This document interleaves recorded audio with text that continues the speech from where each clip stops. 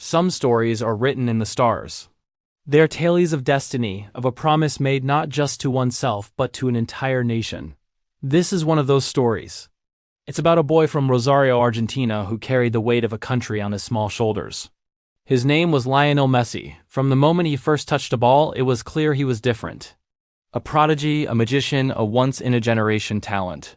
He conquered Europe, winning everything imaginable with his club.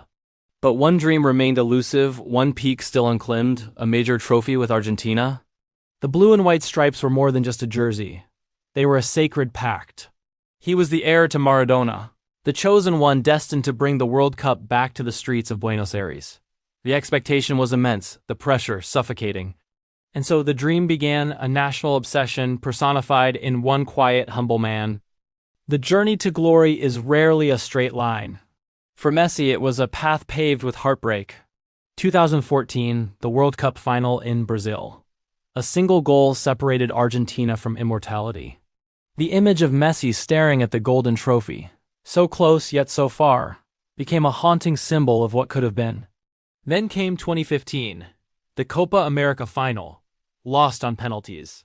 And 2016, a painful repeat, another final, another shootout, another devastating loss. The criticism grew louder with each failure. He's not a leader. He doesn't sing the anthem. He's not Argentinian enough. The weight of a nation's disappointment became too much to bear. Each loss chipped away at his spirit, each critique a dagger to his heart.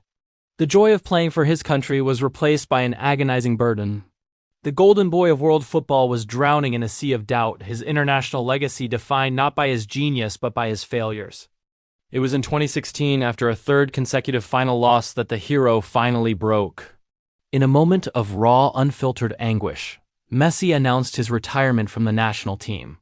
"For me, the national team is over," he said, his voice trembling. "I've done all I can. It hurts not to be a champion." The world was stunned. Argentina wept. It was a plea for relief, a cry from a man exhausted by the relentless pressure. The dream seemed to be dead. But a nation refused to let its hero go. "Don't go, Leo," they begged. From the president to the people on the street, Argentina united in its call for his return.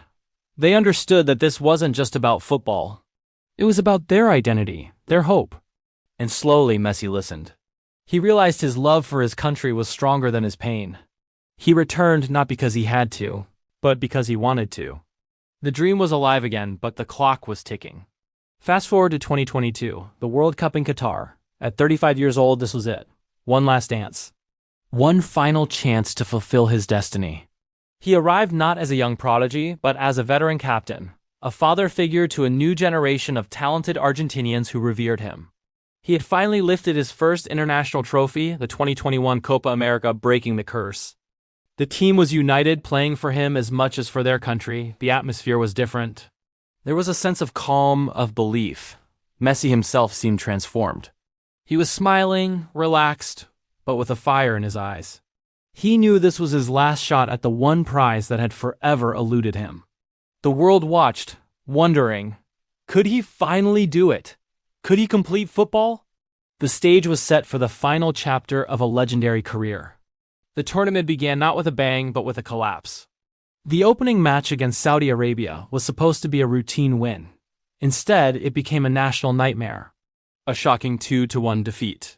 The 36-game unbeaten streak was over. The world was in disbelief. The doubters resurfaced.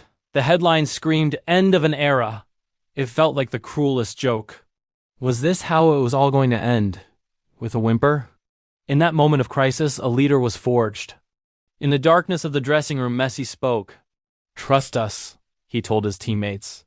"This group will not let you down." It was a promise. He asked the fans to keep believing.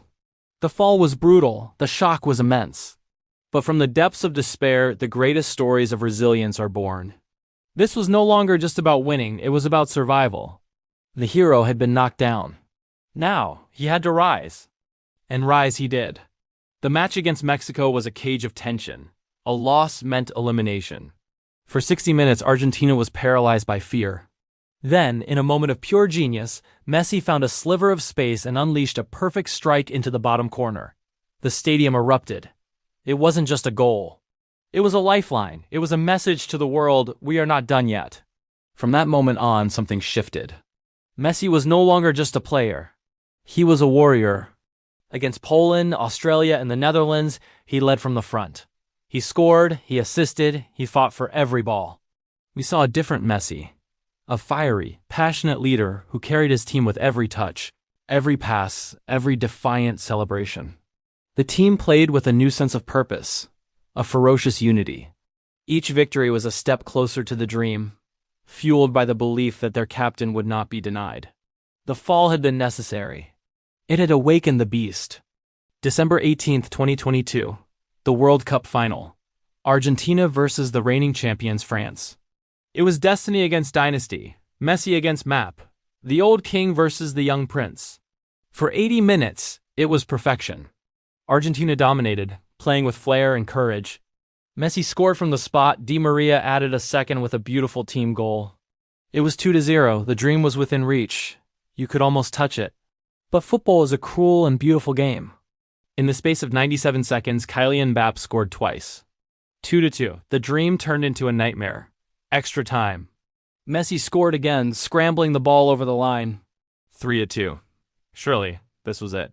But no. France won a penalty. Mbappé scored again. 3-3. It was chaos. It was madness. It was the greatest final in World Cup history. A battle of wills, a test of nerves, a clash of titans that pushed both teams to their absolute limits. The fate of a legacy would be decided by a penalty shootout. The world held its breath. Years of pain, of hope, of struggle, all came down to this. One by one, they stepped up.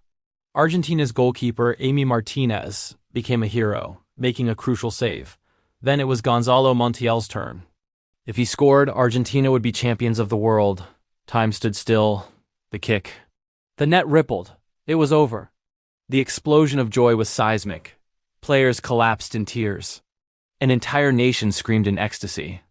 And in the middle of it all was Lionel Messi, on his knees, head in his hands, finally overcome by the emotion of it all.